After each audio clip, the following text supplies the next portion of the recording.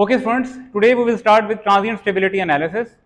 और transient stability analysis से पहले हम पढ़ चुके हैं इस चैप्टर के अंदर steady state stability. Transient stability analysis और स्टेडी स्टेट स्टेबिलिटी एनालिसिस में क्या डिफरेंट है? इसमें डिफरेंस ये है कि वहाँ पे हमारे पास जो डिस्टर्बेंस थी वो स्मॉल और स्लो डिस्टर्बेंस थी, और यहाँ पे जो हमारे पास डिस्टर्बेंस है वो है सडन और लार्ज डिस्टर्बेंस है। तो अब हमें जो ट्रांजिएंट स्टेबिलिटी एनालिसिस है इसको करने के लिए हम एक टूल यूज़ करते हैं या एक मेथड यूज़ करते हैं। उस मेथड का नाम हमने रखा हुआ है इक्वल एरिया क्राइटेरिया। अच्छा, ये जो इक्वल एरिया क्राइटेरिया मेथड है, it is basically a graphical method which is plotted here on the white board. You can see it over here on your board. यहाँ पे भी आप देख सकते हैं। Both are these plots are basically representing the equal area criteria. तो हम transient stability को इक्वल एरिया क्राइटेरिया से डिमॉन्स्ट्रेट करते हैं, उसको हम एक्सप्लेन करते हैं। लेकिन अगर आपको याद हो, इन case of steady state stability हमने क्या किया था, हमने स्मॉल सिग्नल स्टेबिलिटी एनालिसिस किया था, और उसके लिए हम एक इक्वेशन प्रूफ कर रहे थे। और वो इक्वेशन क्या थी कि हमें अल्टीमेटली बताती थी कि अगर आपके पास स्मॉल डिस्टर्बेंस आएगी सिस्टम पे, तो स्मॉल डिस्टर्बेंस पे आने से आपके एंगल के अंदर क्या फ़र्क आएगा, और जो आपका एंगल है वो delta not plus delta delta जो हो जाएगा, वो डेल्टा डेल्टा की वैल्यू एक्चुअली कितनी होगी। So that was the equation that we was driving in the small signal stability analysis. So वहाँ पे हमने ये काम करने के लिए क्या किया था, जब हमारे पास small signal stability था, there we have used what a derivation method, we have used some mathematical equations। हमने वहाँ पे क्या किया था, कुछ डिराइव कर रहे थे और कुछ इक्वेशंस को सॉल्व कर रहे थे, और उनसे हम कुछ इक्वेशन डिराइव कर रहे थे। ऐसा ही था यहाँ पे। इन केस ऑफ ट्रांजिएंट स्टेबिलिटी हम इक्वेशंस को सॉल्व नहीं कर पाएंगे। इन केस ऑफ ट्रांजिएंट स्टेबिलिटी हम किसी मैथमेटिकल इक्वेशंस को ड्राइव नहीं करने जा रहे। उसकी रीजन ये है कि वहाँ पे जो इक्वेशन को सॉल्व करना आसान था, यहाँ पे इक्वेशन को सॉल्व करना डिफिकल्ट है। वहाँ पे इक्वेशन सॉल्व क्यों हो पा रही थी in case of steady state stability? इस वजह से क्योंकि आपको याद होगा, in case of small signal stability analysis equation what we do is that कि जहाँ पे हमारे पास वो एंगल्स आए थे डेल्टा प्लस डेल्टा नॉट, और उसके साथ हमारे पास साइन आया था, तो वहाँ पे हमने क्या कहा था कि क्योंकि ये चेंज बहुत स्मॉल है, उस स्मॉल चेंज होने की वजह से जो साइन डेल्टा है वो इक्वल टू डेल्टा है, और जो कॉस डेल्टा है वो इज इक्वल टू वो क्या है, 0। आपको याद है इस बात का? 1 था। तो क्या उस वजह से क्या हुआ था कि हमारी इक्वेशन जो थी वो उस पॉइंट के अगेंस्ट लीनियराइज हो गई थी। ये करने से स्मॉल सिग्नल स्टेबिलिटी के अंदर हमारी इक्वेशन लीनियराइज हो गई थी। अगर आप इसको आसान अल्फाज में समझे तो हमारी इक्वेशन क्या हो गई थी, वो आसान हो गई थी। उसको अब सॉल्व करना हमारे लिए इतना कॉम्प्लेक्स नहीं रहा था। तो बिकॉज ऑफ दैट एजम्पशन, वो जो एजम्पशन हमने वहां पे ली थी, उस एजम्पशन की वजह से हमारे पास स्मॉल सिग्नल स्टेबिलिटी एनालिसिस या हमारे पास वो एंगल की इक्वेशंस आ गई थी, क्योंकि हमने वो वहां पे एक लीनियराइजेशन ली थी एक पॉइंट के अगेंस्ट। अच्छा, वो काम हम यहाँ पे नहीं कर सकते ट्रांजिएंट स्टेबिलिटी के अंदर। वो काम हम यहाँ पे क्यों नहीं कर सकते? वो काम हम इसलिए नहीं कर सकते क्योंकि यहाँ पे डिस्टर्बेंस है सडन और लार्ज। वहां पे डिस्टर्बेंस क्या थी? स्मॉल। अब क्योंकि डिस्टर्बेंस स्मॉल थी, उसकी वजह से वो जो डेल्टा एंगल था उसको हम क्या कहते थे कि क्योंकि डिस्टर्बेंस स्मॉल है तो डेल्टा एंगल बहुत छोटा है, और अगर डेल्टा एंगल बहुत छोटा है तो कॉज अगर आप 0 लेंगे तो ऑटोमेटिकली किसके इक्वल जाएगा? 1 के इक्वल हो जाएगा। और साइन डेल्टा, क्योंकि डिस्टर्बेंस बहुत स्मॉल है, तो whatever the value of the delta, that value will be the value of the sine delta as well. Agreed? मेरी बात समझ आ रही है मैं क्या बात कर रहा हूं? तो उस वक्त हम ये assumption ले सकते थे। यहाँ पे क्या disturbance? Here we have large disturbance। तो यहाँ पे हम ये नहीं कह सकते कि वो डेल्टा डेल्टा जो था वो स्मॉल है, और इस वजह से हम क्या कहेंगे कि कॉस डेल्टा जो है वो 0 और फिर उसके बाद 1 हो गया, और साइन डेल्टा वो डेल्टा, और वो डेल्टा हमारे पास डेल्टा रह गया। ऐसा नहीं कर सकते अब यहाँ पे। तो अगर हम यहाँ पे ये नहीं कर सकते तो इसका मतलब ये है कि वहां से वो जो इक्वेशन हमने सिंप्लीफाई कर ली थी सॉल्व करने के लिए, अब वहां पे वो इक्वेशन सिंप्लीफाई नहीं हुई, और उस इक्वेशन का जो सोल्यूशन है वो डिफिकल्ट से डिफिकल्ट होता गया। तो इस बात को बेहतर करने के लिए, सॉल्व करने के लिए, और ट्रांजिएंट स्टेबिलिटी को एनालिसिस करने के लिए एक मेथड फिर फाइंड आउट किया गया। उस मेथड का नाम क्या रखा गया? Equal area criteria. ये जो इक्वल एरिया क्राइटेरिया भी आपकी जनरेटर की, रोटर की डायनेमिक्स को बेसिकली एक्सप्लेन करता है। और इक्वल एरिया क्राइटेरिया आपको कहता ये है कि जब आपके जनरेटर के ऊपर कोई डिस्टर्बेंस आई, and that disturbance could be because of any fault, short circuit fault, और that disturbance can be due to high heavy loading, so या any sudden switching off any line. तो इस वजह से अगर आपके जनरेटर के ऊपर कोई इंपैक्ट आया या डिस्टर्बेंस आई, वो डिस्टर्बेंस जो थी वो लार्ज डिस्टर्बेंस थी, तो उसकी वजह से क्या हुआ, आपका जो जनरेटर है either it's rotor will gain acceleration और डिसेलरेशन। एग्रीड? ये बात समझ आ रही है आपको बात? तो एक बात तो ये, तो इस वजह से हमने क्या किया, इक्वल एरिया क्राइटेरिया में हम क्या कह रहे हैं, ये भी आपकी रोटर की डायनेमिक्स को ही एक्सप्लेन करता है, फर्स्ट थिंग। सेकेंडली ये क्या बताता है कि आपके जनरेटर की रोटर की डायनामिक्स कैसे बताता है कि जैसे ही फॉल्ट आया तो जनरेटर ने आइदर एक्सेलरेशन गेन किया, जनरेटर ने आइदर क्या हुआ, डिसेलरेट हुआ। अच्छा, अब स्टेबिलिटी के क्राइटेरिया के मुताबिक इक्वल एरिया क्राइटेरिया ये स्टेट करता है कि आपका सिस्टम कब तक स्टेबल है। जो ट्रांजिएंट स्टेबिलिटी एनालिसिस और स्मॉल सिग्नल स्टेबिलिटी एनालिसिस हम क्यों कर रहे हैं, ये हम इसलिए कर रहे हैं सो दैट कि हम फाइंड आउट कर सके कि हमारे सिस्टम के ऊपर कितनी डिस्टर्बेंस और कितनी देर के लिए आए तो सिस्टम हमारा क्या रहेगा, स्टेबल, और कितनी बड़ी डिस्टर्बेंस आ जाए और कितने ज्यादा टाइम के लिए आ जाए तो हमारा सिस्टम क्या हो जाएगा, अनस्टेबल। मेरी बात समझ आ रही है? ये स्मॉल सिग्नल स्टेबिलिटी और इक्वल एरिया क्राइटेरिया या जो ट्रांजिएंट स्टेबिलिटी एनालिसिस हम क्यों कर रहे हैं, क्योंकि हम ये फाइंड आउट कर लें कि कितनी बड़ी डिस्टर्बेंस जो है वो हमारे सिस्टम के अंदर आ सकती है जिसको हमारा सिस्टम जो है वो बेयर कर सकता है और उसके बाद सिस्टम हमारा क्या रह सकता है, स्टेबल रह सकता है। सो यहां पे भी हम ये कह रहे हैं कि हम अब इक्वल एरिया क्राइटेरिया के अंदर क्या डिफाइन करें। इक्वल एरिया क्राइटेरिया के अंदर हम ये कहते हैं कि हमारा सिस्टम कब तक स्टेबल रहेगा, हमारा सिग्नल कब तक स्टेबल रहेगा, जब तक आपके पास जो एरिया ऑफ एक्सेलरेशन है शुड बी एरिया ऑफ क्या रहे, डिसेलरेशन। इक्वल एरिया क्राइटेरिया आपको क्या डिफाइन कर रहा है कि आपका area of acceleration should be equal to area of deceleration. Area of acceleration का मतलब क्या है कि देखें, जब आपके जनरेटर के ऊपर एक सडन डिस्टर्बेंस आई, वो सडन डिस्टर्बेंस आने से क्या हुआ, आपके फॉर एग्जांपल उसका जो इनपुट है वो बढ़ गया। इनपुट क्या हुआ, उसके जो प्राइम मूवर के ऊपर उसका जो इनपुट ज्यादा हुआ तो उससे क्या हुआ कि आपके जनरेटर ने क्या किया, एक्सेलरेशन गेन की। जैसे उसने एक्सेलरेशन गेन की तो एक्सेलरेट हुआ। अब ये एक्सेलरेट हुआ, आपका जो इक्वल एरिया क्राइटेरिया ये स्टेट करता है कि अगर ये जो जितना डिस्टेंस लेगा एक्सेलरेट होने के बाद, इसके बाद इसने वापस अपनी पोजीशन पे आना है।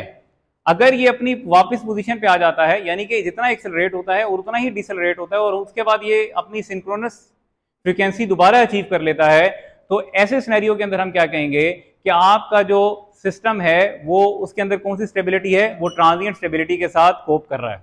समझ आ गई? कब तक, जब तक आपका एरिया ऑफ डिसेलरेशन किसके इक्वल है, एरिया ऑफ डिसेलरेशन के। समझ आ रही है बात आपको?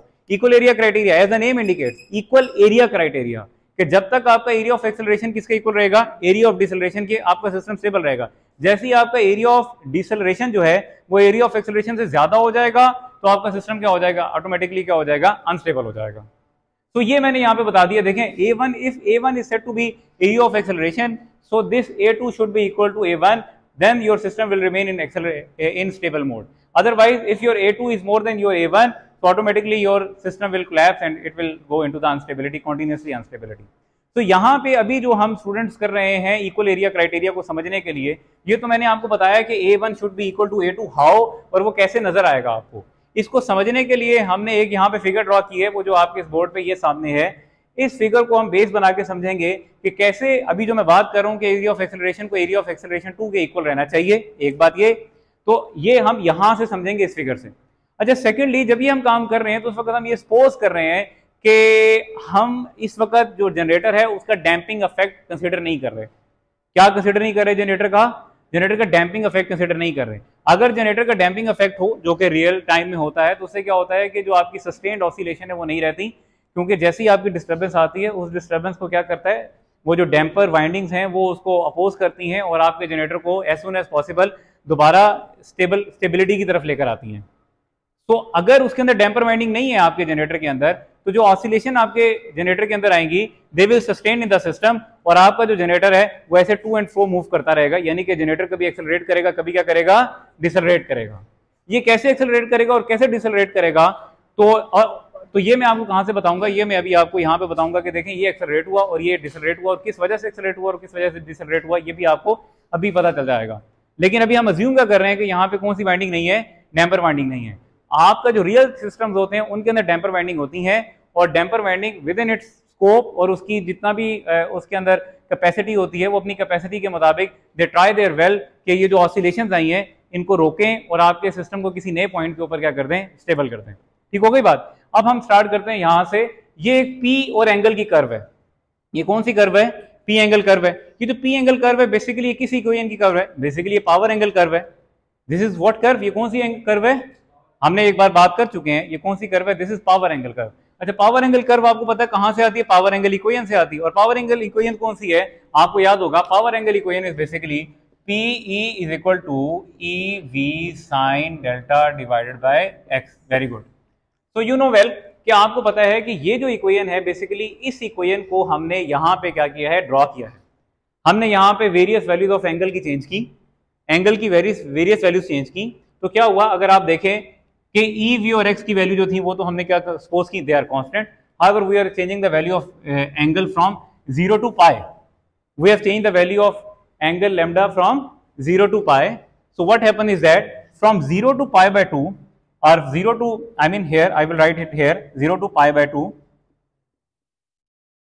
the curve or the relation between power, electrical power and angle, it will keep on increasing. From 0 to pi by 2, the value of the PE, it will keep on increasing with the increase in angle, and it continues to remain increasing up to which value, angle is equal to pi by 2. However, after pi by 2, it start decreasing and it will end at pi. So this is a simple power angle curve which is basically drawn with the help of this power angle equation. P is equal to PV sine delta over x. So now I have basically drawn this curve on your whiteboard, which is known as the power angle curve. Now we will use this power angle curve to understand the rotor dynamics. Now what will happen is that अगर आप देखें, अब जरा इस बात को जरा गौर से अंडरस्टैंड कीजिएगा। देखिए अभी हमारे पास एक जनरेटर है जो कि किस फॉर्म में है, सिंक्रोनाइज हुआ है, and it is operating in a synchronous condition. Your generator is synchronize and it is operating in a synchronous condition. अब जब आपका जनरेटर सिंक्रोनाइज हुआ है उस वक्त क्या हो रहा है, देखिए उस वक्त आप जब आपका जनरेटर सिंक्रोनाइज होता है तो उस वक्त क्या होता है, उसके जो मैकेनिकल इनपुट होता है वो किसके इक्वल होता है, इलेक्ट्रिकल आउटपुट के बराबर होता है। जब आपका जनरेटर सिंक्रोनाइज हो चुका होता है उसकी मैकेनिकल इनपुट पावर किसके बराबर हो चुकी होती है, इलेक्ट्रिकल आउटपुट पावर के बराबर होती है। और उस वक्त जो उसका एंगल होता है वो कोई भी एक एंगल लैम्डा नॉट होता है, और उस वक्त जो उसकी फ्रीक्वेंसी है उस फ्रीक्वेंसी को हम कौन सी फ्रीक्वेंसी कहते हैं, वो होती है सिंक्रोनस फ्रीक्वेंसी। ऐसे ही हो गया बात। हम ये कह रहे हैं कि वो पॉइंट कौन सा पॉइंट है मैकेनिकल इनपुट का, वो पॉइंट है PM0। At point PM0 at this mechanical input power your electrical output power is equal to PE। I mean at this point your PM mechanical input power is equal to your electrical power. Agreed? जब आपका generator synchronous condition में होता है उस वक्त क्या होता है, आपकी मैकेनिकल इनपुट पावर किसके बराबर होती है, इलेक्ट्रिकल आउटपुट पावर के बराबर होती है। अगर ये दोनों बराबर ना हो तो क्या हो जाए, एक्सेलरेशन होगा ना। whenever they will not be equal according to swing equation, whenever there is a difference between PM and PE, there will always be a acceleration. You know that, आपको swing equation इसीलिए पढ़ाई थी। तो इसका मतलब है कि आपको अगर सिंक्रोनस कंडीशन में रहना है और जनरेटर ने अगर एक खास मखसूस स्पीड से फ्रीक्वेंसी से मूव करते रहना है तो उसके लिए क्या जरूरी है कि आपकी मैकेनिकल इनपुट पावर को किसके इक्वल होना है, इलेक्ट्रिकल आउटपुट में। तो at synchronous condition they should be same, so here they are same. अच्छा, उस वक्त जब ये दोनों एक दूसरे के सेम है तो उस वक्त क्या एंगल, किस एंगल के ऊपर ये सिंक हुए हैं एक दूसरे के साथ। मैंने आपको बताया था कि जैसे ही आपकी जो रोटर एंगल है वो सिंक्रोनाइज हो जाता है किसके साथ, स्टेटर की रोटेटिंग मैग्नेटिक फील्ड के साथ, तो वो एक एंगल के ऊपर सिंक होता है जिसको हम कौन सा एंगल कहते हैं, रोटर एंगल कहते हैं। याद है ना आपको इस बात का, वो एंगल जो रोटर एंगल जिसके ऊपर ये सिंक हुए हैं PM और PE, वो एंगल कौन सा एंगल है इस वक्त, उस एंगल का हमने नाम क्या रख रखा है, sigma not, sorry delta not. तो डेल्टा नॉट पे आपका PM और PE एक दूसरे के साथ क्या हुए हैं, सिंक हुए हैं, और आपकी जो है your generator is synchronized and it is basically producing power and connected with the grid and transforming the power, transmitting the power to the load as well. तो ये आपका इनिशियल कंडीशन है। अब क्या हुआ, सडनली आपका एकदम से डिस्टर्बेंस आ गई। डिस्टर्बेंस क्या आई कि आपकी जो जनरेटर की इनपुट मैकेनिकल इनपुट है वो बढ़ गई। जनरेटर की मैकेनिकल इनपुट कैसे बढ़ सकती है आपको पता है, देयर आर डिफरेंट रीजंस के मैकेनिकल इनपुट क्या हुई। तो अब मैकेनिकल इनपुट पावर जनरेटर की बढ़ गई है, और उससे जब मैकेनिकल इनपुट पावर जनरेटर की बढ़ती है तो जनरेटर क्या गेन करता है, चेंज क्या होता है, जैसे मैकेनिकल इनपुट पावर बढ़ती है तो क्या होता है, हाँ एक्सेलरेट होता है और चेंज इन स्पीड होता है। पहले वो एक कांस्टेंट स्पीड के साथ मूव कर रहा होता है, लेकिन जैसे ही आपकी मैकेनिकल इनपुट पावर बढ़ी है तो उससे क्या होगा, उसकी स्पीड चेंज होगी, एंड अगर पावर बढ़ रही है तो स्पीड ज्यादा होगी, और बेसिकली ये रिजल्ट किसमें होगी, एक्सेलरेशन। तो उसकी क्या होगी, एक्सेलरेशन इंक्रीज हो जाएगी। तो क्या हुआ, जैसे ही आप अब आपकी मैकेनिकल इनपुट पावर PM0 नहीं रही बल्कि कितनी हो गई है, PM1। स्टूडेंट्स फॉलो मी, अब आपकी जो मैकेनिकल इनपुट पावर है वो कितनी हो गई है, PM1। Okay good. अब देखें आपकी इलेक्ट्रिकल आउटपुट पावर जो है वो PE थी, मैकेनिकल इनपुट पावर क्या हो गई है, PM1। जब आपकी मैकेनिकल इनपुट पावर बढ़ गई तो उससे क्या हुआ, आपके रोटर की जो स्पीड है वो बढ़ी, एक्सेलरेशन हुई। जैसे ही एक्सेलरेशन हुई तो क्या होना स्टार्ट हुआ, जैसे ही एक्सेलरेशन हुई तो आपके रोटर ने जो डिस्टेंस है वो ज्यादा कवर करना शुरू कर दिया। जैसे ही आपके रोटर ने ज्यादा डिस्टेंस कवर करना शुरू कर दिया तो जो अब आपका एंगल लैम्डा नॉट था ये बढ़ना शुरू हो गया इस साइड पे।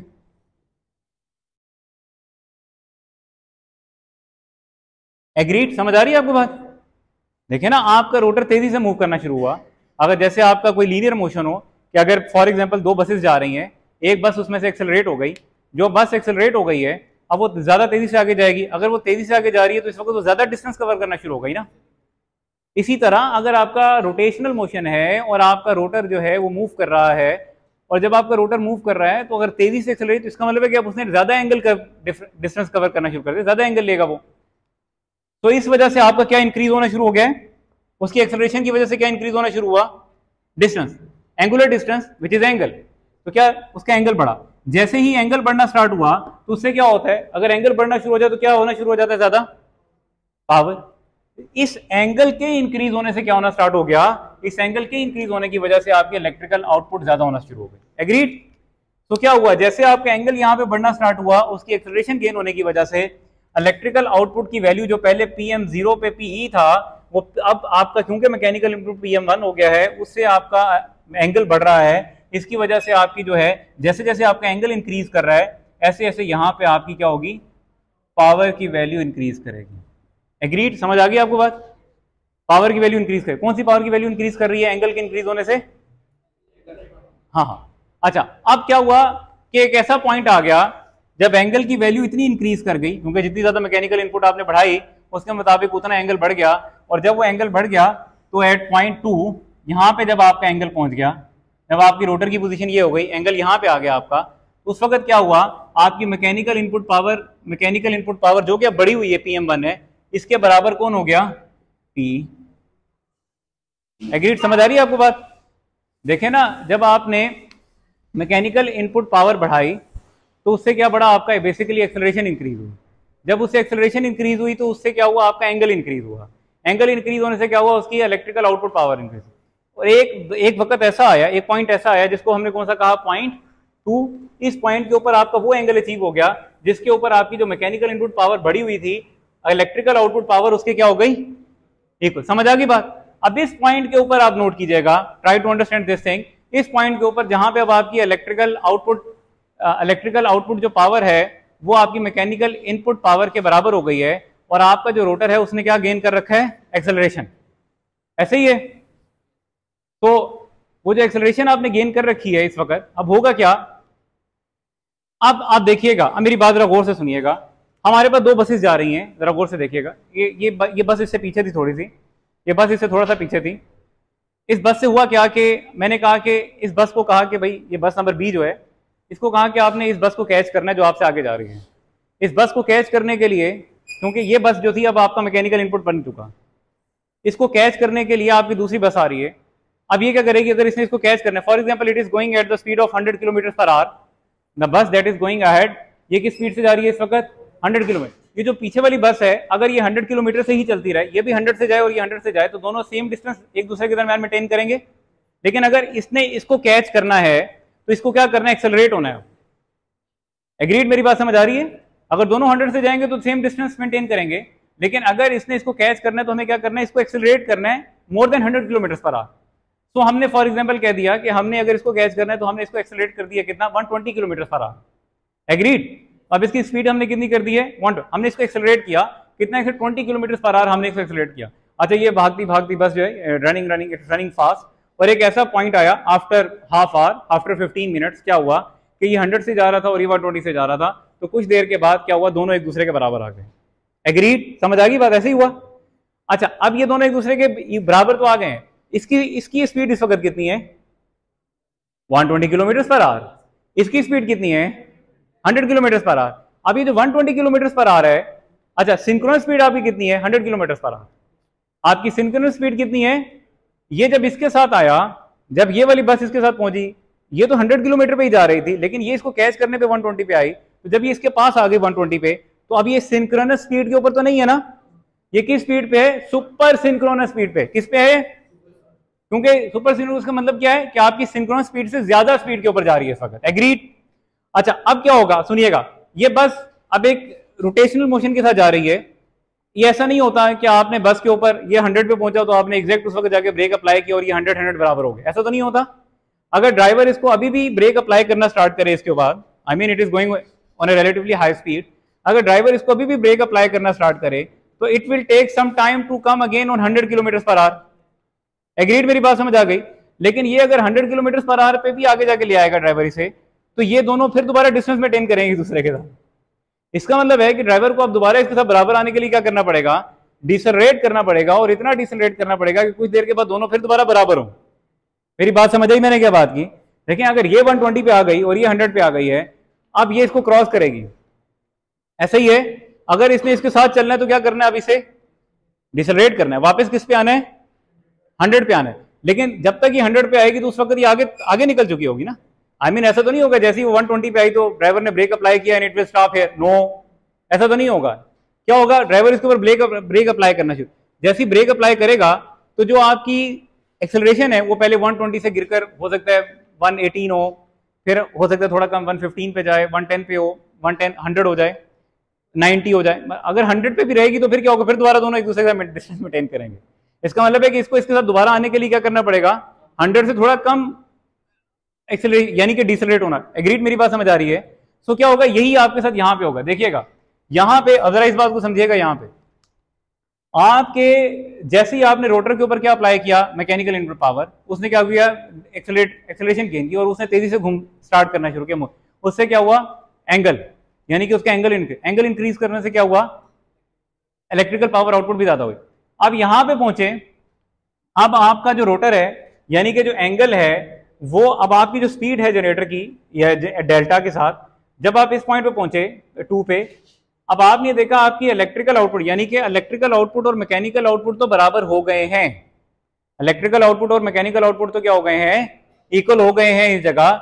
लेकिन जो स्पीड ऑफ द रोटर है, लेकिन क्या है, जो स्पीड ऑफ द रोटर है वो क्या नहीं हुई इस वक्त वो सिंक्रोनस स्पीड नहीं बनी। उसको सिंक्रोनस स्पीड होने के लिए क्या करना पड़ेगा, इस पॉइंट के बाद क्या होना है, उस पॉइंट के बाद क्या करना पड़ेगा, उसे डिसलरेट। सिंक्रोनस स्पीड बनने के लिए उसको दोबारा क्या करना पड़ेगा, स्पीड को कम करना पड़ेगा। एग्रीड, यहां तक बात समझ आ रही है आपको? सिंक्रोनस स्पीड बनने के, यहां पे अभी तक आपके पास कौन सी स्पीड है, सुपर सिंक्रोनस। अगर उसने सिंक्रोनस बनना है 120 से दोबारा 100 पे आना है तो उसे क्या करना पड़ेगा, दोबारा डिसलरेट होना है। एग्रीड, समझ आ गई? अच्छा, जब आप डिसलरेट हो रहे होंगे, देखिए जैसे मैंने इस गाड़ी का आपको एग्जांपल दी कि गाड़ी 120 पे जा रही थी, अब जब ये इसको 120 पे क्रॉस करेगी तो इसके बाद बेशक डिसलरेट हो रही है, लेकिन डिसलरेट होते हुए इसकी स्पीड फिर भी इससे ज्यादा है ना, 120 से 110 पे, अगर 110 और ये 100 है तो स्पीड इससे तो ज्यादा ही है ना। ठीक है, ये अपनी स्पीड कम कर रही है लेकिन फिर भी क्या हो रही है, इससे तो आगे जा रही है ना। समझ आ रही है बात? इसी तरह यहां पे भी ऐसे ही होगा कि इस पॉइंट के बाद आपका जो रोटर है वो डिसलरेट तो कर रहा है, लेकिन अब वो इतनी एक्सेलरेशन गेन कर चुका है कि डिसलरेट जब वो हो रहा है तो उसकी अभी भी स्पीड जो है वो किससे ज्यादा है, सिंक्रोनस स्पीड से ज्यादा है। अभी भी उसकी स्पीड किससे ज्यादा है, सिंक्रोनस स्पीड से ज्यादा है। अच्छा, फिर एक ऐसा पॉइंट आएगा जब ये इससे आगे निकल गया, फिर एक ऐसा पॉइंट आएगा, ये बस आगे निकल गई 120 से आगे और डिसलरेट हो गई। डिसलरेट होते तो उतनी देर में क्या होगा, फिर एक ऐसा पॉइंट आएगा, ये दोनों दोबारा क्या हो जाएंगे, बराबर हो जाएंगे। ऐसा ही है, एक लेवल तक ये आपकी आगे वाली बस डिसलरेट होगी और ये पीछे वाली बस उतनी देर में उसको पकड़ लेगी आके, और दोनों दोबारा क्या हो जाएंगी, दोनों बराबर हो जाएंगे। एग्रीड, समझ आ गई? ऐसा ही है, मेरी बात सुने।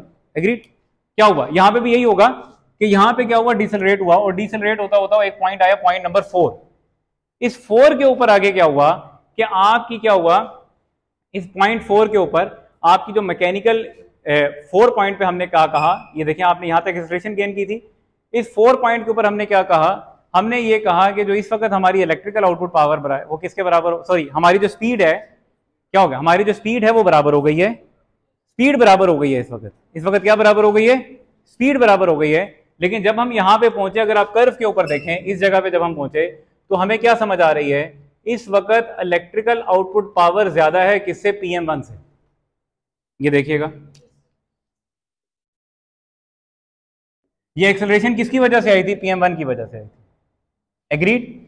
सो जब हम इस पॉइंट पे पहुंचे, इस पॉइंट पे आपकी जो स्पीड है वो तो बराबर हो गई, ओमेगा एस यानी कि सिंक्रोनस स्पीड बन गई आपकी ओमेगा। लेकिन अब जब आप इस पॉइंट पे पहुंचे, इस पॉइंट पे क्या मसला हुआ था, इस पे आपकी पावर्स इक्वल हो गई थी, लेकिन जो स्पीड थी वो क्या, सिंक्रोनस स्पीड नहीं हुई थी। इस पॉइंट पे जाके आपकी स्पीड सिंक्रोनस स्पीड हो गई है, लेकिन जो आपकी पावर है PE वो उसकी वैल्यू अब ये है, लेकिन आपकी जो PM1 है उसकी वैल्यू ये है। समझ आ रही है आपको बात या नहीं समझ आ रही? मैं दोबारा रिपीट कर रहा हूं इस बात को। देखिएगा, पहले क्या था, हमारे पास एक इनिशियल पॉइंट था जिसपे आपका जनरेटर जो था वो सिंक्रोनस जनरेटर सिंक्रोनाइज हुआ था, उससे क्या हुआ कि आपका उस वक्त आपकी इलेक्ट्रिकल आउटपुट और मैकेनिकल इनपुट दोनों क्या थी, सेम थी, और कोई किसी किस्म की डिस्टर्बेंस नहीं थी, और आपका सिस्टम ऑपरेट कर रहा था एंगल डेल्टा नॉट के ऊपर। सडनली आपके सिस्टम के ऊपर क्या आई, डिस्टर्बेंस आई, और डिस्टर्बेंस आने से क्या हुआ, उसकी मैकेनिकल इनपुट पावर जो है वो बढ़ गई और वो हो गई PM1। जब वो PM1 हुई तो इस इलेक्ट्रिकल मैकेनिकल इनपुट पावर से उसकी एक्सेलरेशन बढ़ी, एक्सेलरेशन बढ़ने से क्या हुआ, उसका एंगल इंक्रीज हुआ। जैसे उसका एंगल इंक्रीज हुआ, एंगल इंक्रीज होने से क्या हुआ, क्योंकि आपको पता है ये कर्व किसकी है, ये है पावर एंगल कर्व, तो जब एंगल इंक्रीज होने से क्या हुआ, ये PE की वैल्यू ज़्यादा हुई, इस वैल्यू के ज़्यादा होने से इलेक्ट्रिकल आउटपुट आपकी यहाँ से ज़्यादा होनी शुरू हो गई और बढ़ती गई। किस एंगल तक गई वो बढ़ी, कब तक, वो कहाँ तक हम उसको लेकर गए, जहाँ तक एक्सेलरेशन ने उसका एंगल बना दिया।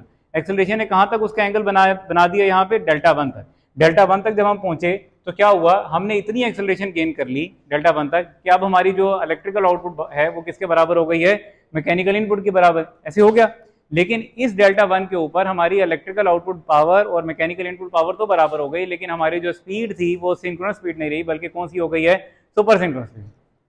अब हम ये चाहते हैं इलेक्ट्रिकल आउटपुट भी बराबर हो मैकेनिकल इनपुट पावर के, और दूसरा हम क्या चाहते हैं, हमारी जो स्पीड हो वो भी कौन सी हो, सिंगल स्पीड।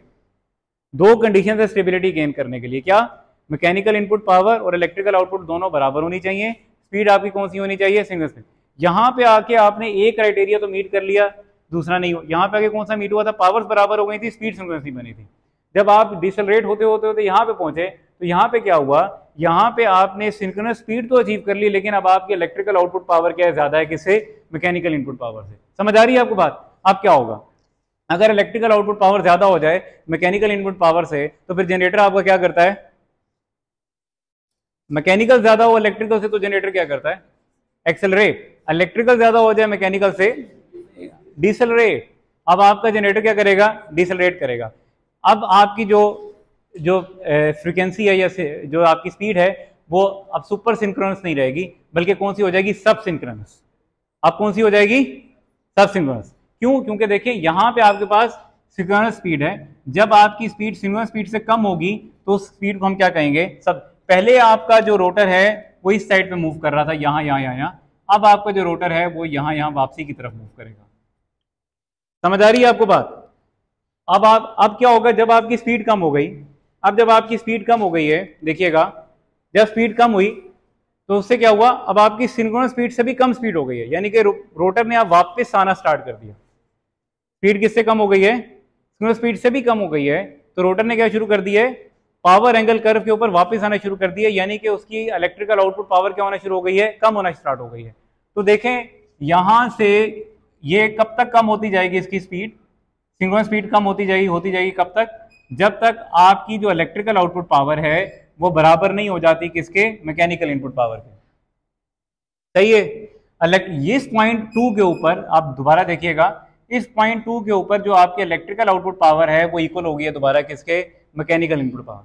हो तो गई, ये दोनों बराबर हो गए, लेकिन स्पीड कौन सी है, स्पीड कौन सी है, सब सिंक्रोनस। Very good. स्पीड कौन सी है आपकी, सब सिंक्रोनस।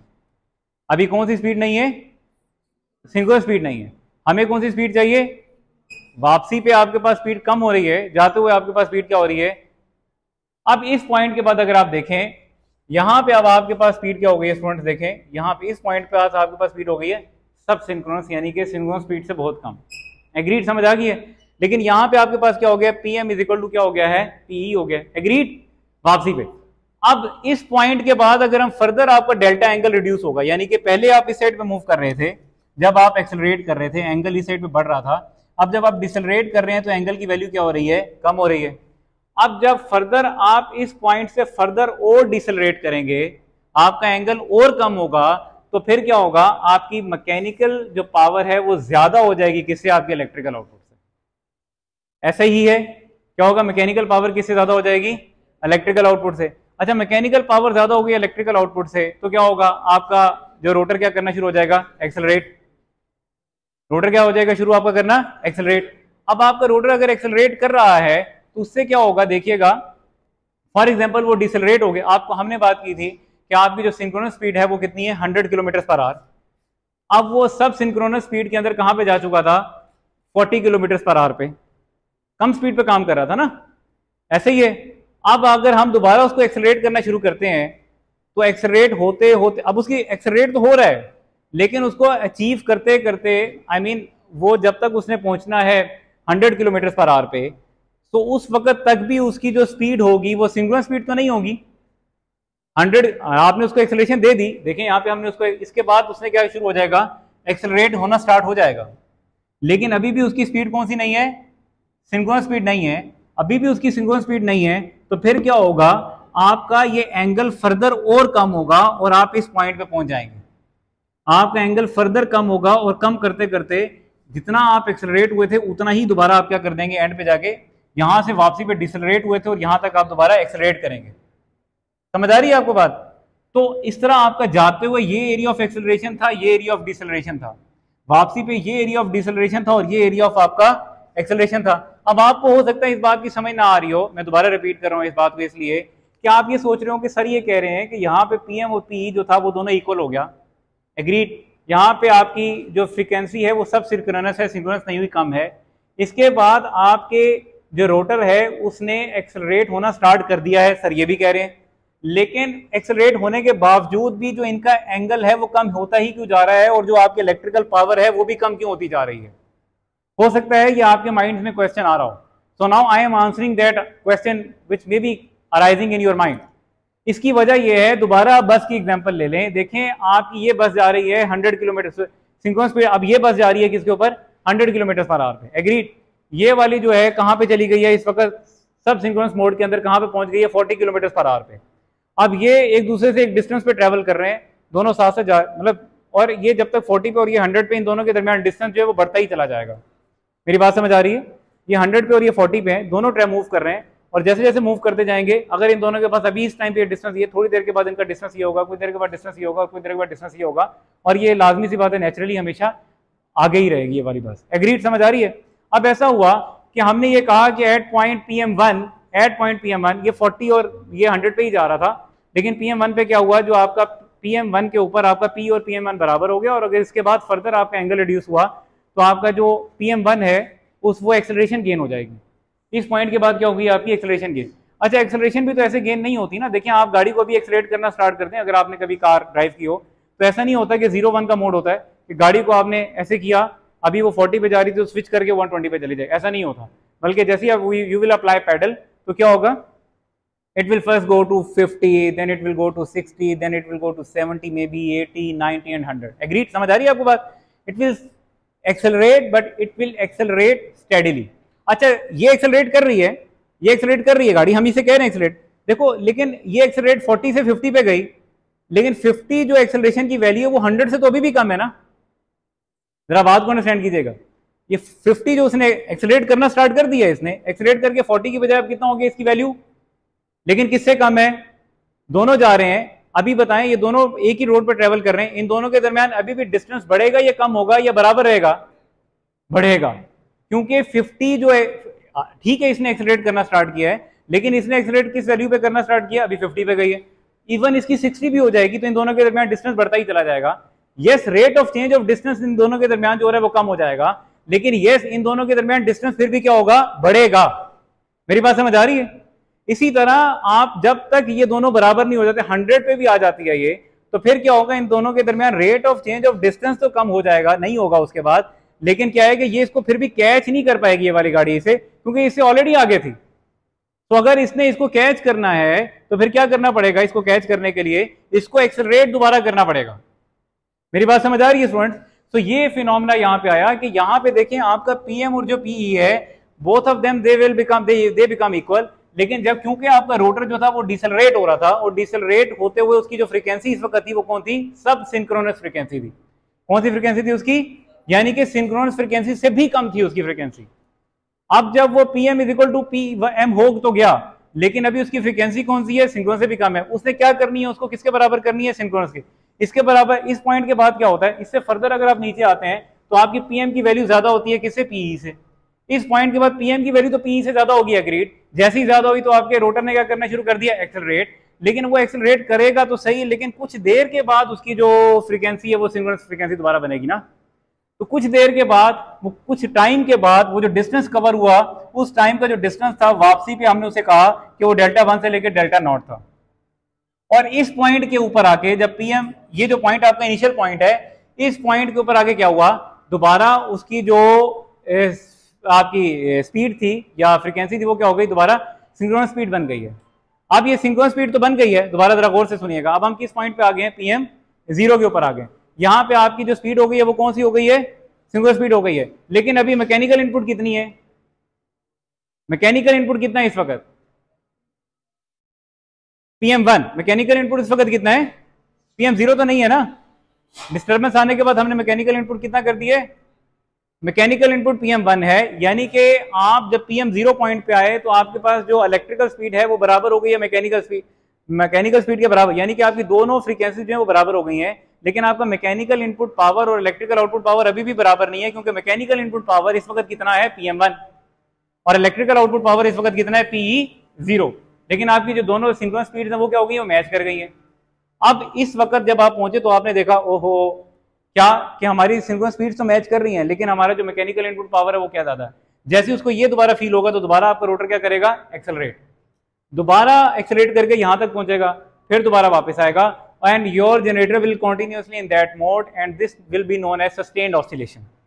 आपका रोटर कभी एक्सेलरेट करेगा, कभी डिसलेट करेगा, एक्सेलरेट करेगा, डिसलेट करेगा। समझ आ रही है?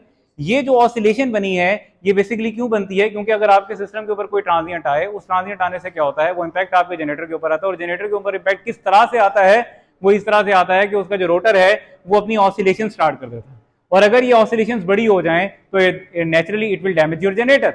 तो इन ऑसिलेशंस को मिटिगेट करने के लिए जनरेटर्स के अंदर हम क्या लगाया होता है, हमने डैम्पर वाइंडिंग्स होती हैं। रोटर का अपना इनर्शिया इटसेल्फ होता है, जिसको इनर्शिया ऑफ अ रोटर कहते हैं, जैसे हमने उसको बता रखा है। वो रोटर उसको इटसेल्फ अपोज करता है। आई मीन जैसे इनर्शिया आपको मैं पहले भी बता चुका हूँ क्या है, जैसे मास होता है, जे को मैंने बताया था ना, inertia is basically analogous to mass. ऐसे ही है, बिल्कुल ऐसे ही है कि जैसे अगर एक बंदे का मास ज्यादा है या वेट ज्यादा है और आंधी तूफान आ गया कहीं, there is a wind somewhere, अगर जिस बंदे का वेट ज्यादा है तो वो मे बी उस हाई विंड को सस्टेन कर जाए, वो अपोज करेगा वो जो विंड उसके ऊपर एक प्रेशर अप्लाई करे। ऐसे ही है।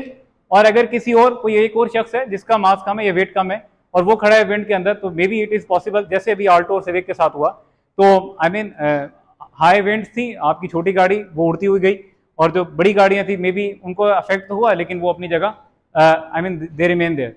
सो वो जो ये जो प्रॉपर्टी है मास या जिसको हम वेट कहते हैं, इसको अगर हम अगर लीनियर मोशन में हो तो हम इसको मास कहते हैं, और अगर हम रोटेशनल मोशन में हो तो हम इसको क्या कहते हैं, इनर्शिया। तो रोटर का अपना एक इनर्शिया होता है, यानी कि उसका अपना एक मास होता है, एक वेट होता है, जो अपोज करता है उसके ऊपर अगर हम कोई किसी किस्म का पुश आए या उसके ऊपर किसी किस्म की डिस्टर्बेंस आए। तो now we have two things कि इस डिस्टर्बेंस को जो रोक सकती हैं, एक inertia of generator itself, secondly क्या, एक इनर्शिया ऑफ, और दूसरा क्या होता है आपके पास, दूसरा आपके पास होता है, मैंने आपको पहले बताया, एक आपके पास इनर्शिया है और दूसरा हमने डैम्पर वाइंडिंग है। डैम्पर वाइंडिंग जो है वो भी आपकी जो ऑसिलेशंस हैं उन ऑसिलेशंस को क्या करती हैं, वो स्टॉप करती हैं। अच्छा, now consider N other scenario. अब आपके पास, अब हमारे पास देखिएगा, इनिशियल आपका जनरेटर जो है वो ऑपरेट कर रहा है PM0, अभी दूसरा सिनेरियो, ये फर्स्ट सिनेरियो था। अभी इसका सेकंड सिनेरियो देखें। अब हम ये कहते हैं कि हमारे पास जो डिस्टर्बेंस आई वो PM1 नहीं है, यानी कि जो चेंज इन मैकेनिकल इनपुट आया था वो PM1 के बराबर नहीं आया, बल्कि मैकेनिकल इनपुट जो चेंज आया वो PM1 डैश के बराबर, यानी कि डिस्टर्बेंस पहले से बड़ी आ गई। मेरी बात समझ आ रही है? पहले जो डिस्टर्बेंस आई थी वो कितनी थी, PM1 के बराबर। अब जो डिस्टर्बेंस आई है, जो मैग्नीट्यूड ऑफ डिस्टर्बेंस है वो PM1 नहीं है, बल्कि क्या आ रहा है, PM1 डैश। उससे क्या हुआ, अब दोबारा आपका जनरेटर जो है वो एक्सेलरेट करेगा। पहले जो एरिया ऑफ एक्सेलरेशन था वो ये था, इन द लास्ट केस जो ये आपका एरिया ऑफ एक्सेलरेशन अगर आप देखें वो ये था, ठीक है, ये आपका एरिया ऑफ एक्सेलरेशन था। नाउ इन दिस केस आपका एरिया ऑफ एक्सेलरेशन ये नहीं होगा, बल्कि आपका एरिया ऑफ एक्सेलरेशन ये भी हो जाएगा। तो इस केस के अंदर आपका एरिया ऑफ एक्सेलरेशन क्या हो गया है, बढ़ गया है ना area of acceleration.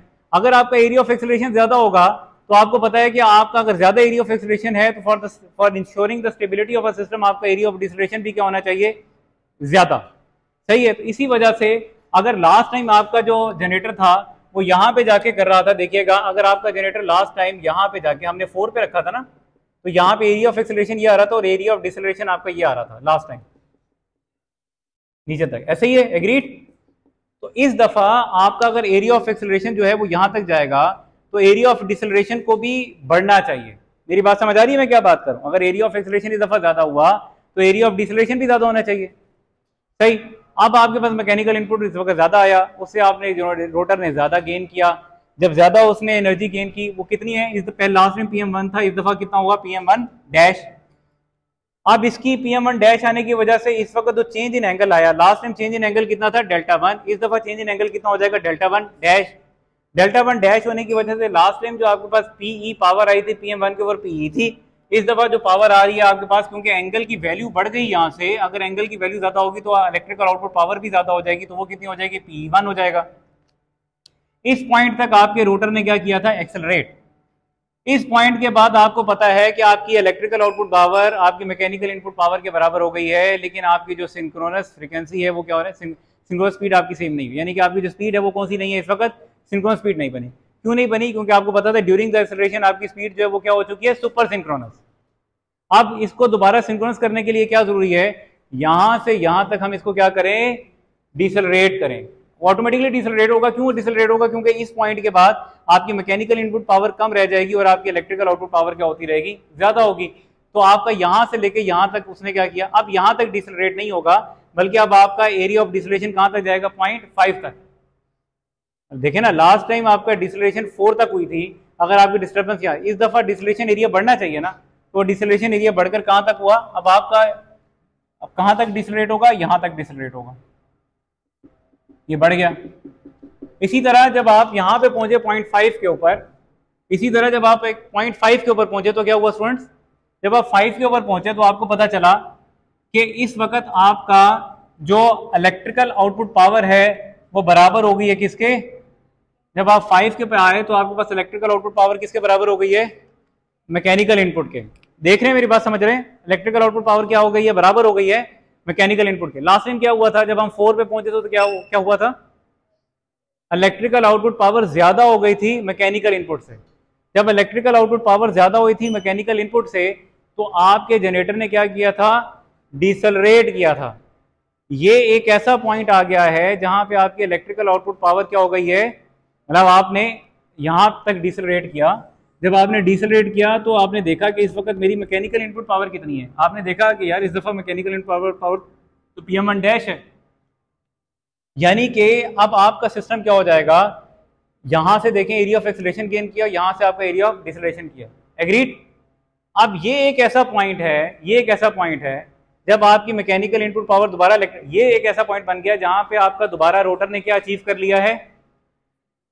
Synchronous speed भी अचीव कर ली है और उसका मैकेनिकल इनपुट पावर भी किसके हो गया है? Electrical output power. तो ये आपका जो पॉइंट होता है, it is known to be a just stable और क्रिटिकल क्लियरिंग पॉइंट और क्रिटिकल पॉइंट। ये एक ऐसा पॉइंट होता है कि जिसके बाद अगर फर्दर आप डिस्टर्बेंस बढ़ाएंगे जनरेटर के ऊपर तो आपका जो सिस्टम है वो स्टेबल नहीं रहेगा बल्कि अनस्टेबल हो जाएगा। अब मैं आपको समझाता हूं वो कैसे। अब हमारी इस दफा हमने कितनी रखी थी इनपुट? PM1 dash. एग्रीड? हम इसकी अब इनपुट बढ़ाते हैं, कितनी कर लेते हैं? PM2 कर लेते हैं। नाउ कंसीडर कि अब हमारे पास जो डिस्टर्बेंस पहली दफा आई वो PM1 डैश नहीं आई बल्कि कितनी आ गई? PM2। आपका एरिया ऑफ एक्सेलरेशन अब ये सारा हो गया नीचे से नीचे तक, यहां तक। एग्रीड? ये यहां पे गया ऐसे स्टूडेंट, सही है? अब यहां से इसने यहां तक इसने एक्सेलरेट किया, यहां से यहां तक इसने क्या किया? एक्सेलरेट किया। इसके बाद इसने क्या करना शुरू किया? इस पॉइंट के बाद इसने डिसेलरेट किया। अगर इसने एरिया ऑफ एक्सेलरेशन ज्यादा है तो नेचुरली इसका एरिया ऑफ डिसेलरेशन भी ज्यादा होगा। इसका एरिया ऑफ डिसेलरेशन इस 5 पॉइंट से तो आगे ही होगा ना, कि नीचे होगा। तो इसका एरिया ऑफ डिसेलरेशन कहां पे जाके आया? इसका एरिया ऑफ डिसेलरेशन यहां पे जाकर आया। किस पॉइंट पे जाकर आया? ये 0.6 पर जाकर आया। इस 0.6 के ऊपर आप जाके देखें, ये है पावर कौन सी? इसको कहते हैं PE। एग्रीड? ये जो कर्व के ऊपर पावर चल रही है, कौन सी पावर चल रही है? PE। इस पॉइंट के ऊपर देखें आपकी जो इलेक्ट्रिकल आउटपुट पावर है ये मैकेनिकल इनपुट पावर के बराबर है, ज्यादा है या कम है? फर्स्ट केस में क्या था? दोबारा मैं आपको रिपीट कर रहा हूं, जरा देखिएगा, just focus on this. First case में आपकी इलेक्ट्रिकल आउटपुट यहां पे इस पॉइंट पे मैकेनिकल इनपुट पावर से ज्यादा थी या कम थी? वेरी गुड, वेरी गुड, ज्यादा थी। सेकंड केस जो हमने ये डिस्कस किया 0.5 में, इस केस में आपकी electrical input output power mechanical input power के ज्यादा थी, कम थी या बराबर थी? बराबर थी। वेरी गुड, इक्वल आ गया। अब जो ये केस डिस्कस कर रहे हैं जिसमें हम पॉइंट नंबर 6 पे आ गए हैं, इसमें एरिया ऑफ डिसलरेशन जब हमने कंप्लीट किया तो इस वक्त आपकी जो इलेक्ट्रिकल आउटपुट पावर है वो एरिया ऑफ डिसलरेशन के अंदर जब हम पहुंचे उतना डिसलरेट करके, तो बताएं यहाँ पे हमारी इलेक्ट्रिकल आउटपुट पावर जो है वो मैकेनिकल इनपुट पावर से ज्यादा है, कम है या बराबर है? कम हो गए। एग्रीड? समझ आ गई आपको बात? जैसे ही ये इस पॉइंट के बाद क्रॉस करेगा, देखो इलेक्ट्रिकल आउटपुट पावर जब भी कम होगी मैकेनिकल इनपुट पावर से, तो क्या होगा? आपका जनरेटर क्या करेगा? एक्सेलरेट। जब भी आपकी इलेक्ट्रिकल आउटपुट पावर क्या होगी? कम होगी किससे? मैकेनिकल इनपुट पावर से, तो आपका जनरेटर क्या करेगा? एक्सेलरेट। सो हुआ क्या इस केस में? दोबारा जरा गौर से देखिएगा। अब I am repeating this case again. Now look it here. आपके पास इनिशियल इनपुट क्या था? PM2। ये इससे उसका क्या डिफाइन हुआ? Area of acceleration. अब इसको एरिया ऑफ, ये अब यहां से वापस जा रहा है किस साइड पे? डिसलरेट कर रहा है, ठीक है।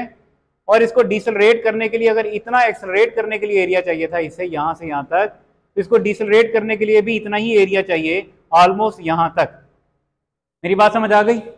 लेकिन जैसे ही उसने इस पॉइंट को क्रॉस किया, ये जो रेड लाइन है, जैसे ही उसने इस पॉइंट को क्रॉस किया, इस पॉइंट को क्रॉस करने के फौरन बाद उसे पता चला कि इस पॉइंट के बाद मेरी जो इलेक्ट्रिकल आउटपुट पावर है वो कम हो रही है। किससे? मेरी मैकेनिकल इनपुट पावर से।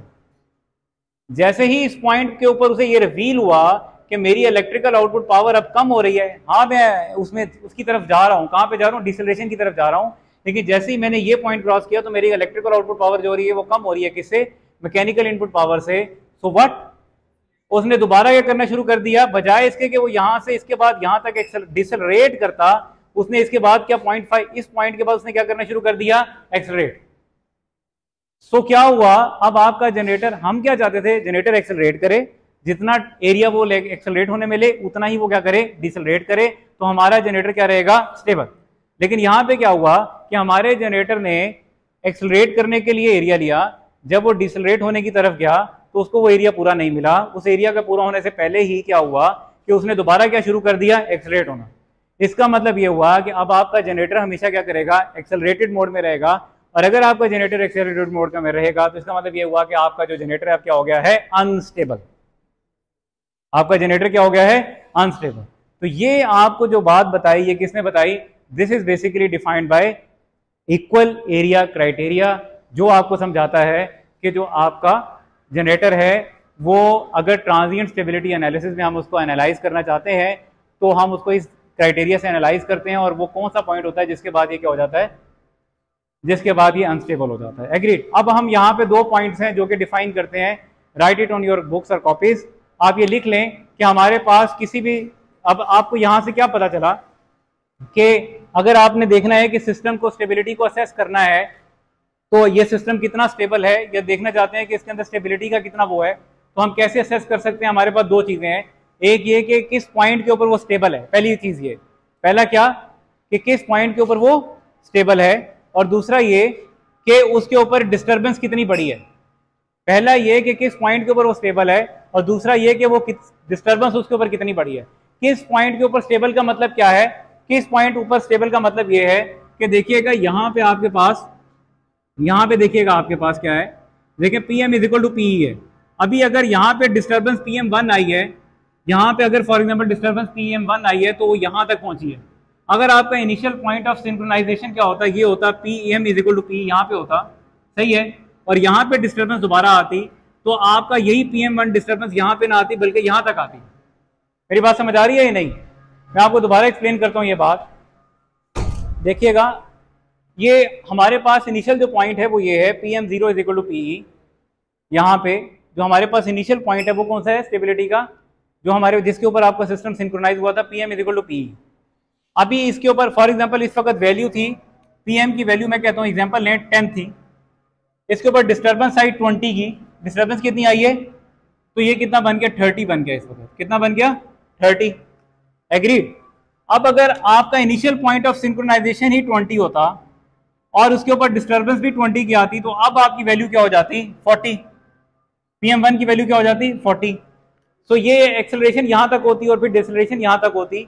सो इसका मतलब ये हुआ कि आपके लिए 2 बातें इंपॉर्टेंट हैं। एक ये कि आपका एरिया ऑफ एक्सेलरेशन जो है वो शुड बी इक्वल टू क्या होना चाहिए?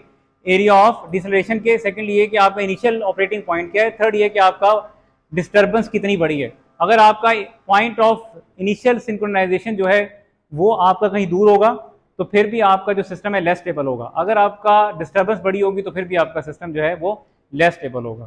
So thank you very much students, I hope कि आपको ये लेक्चर समझ आया होगा ट्रांजिएंट स्टेबिलिटी एनालिसिस का। ठीक है।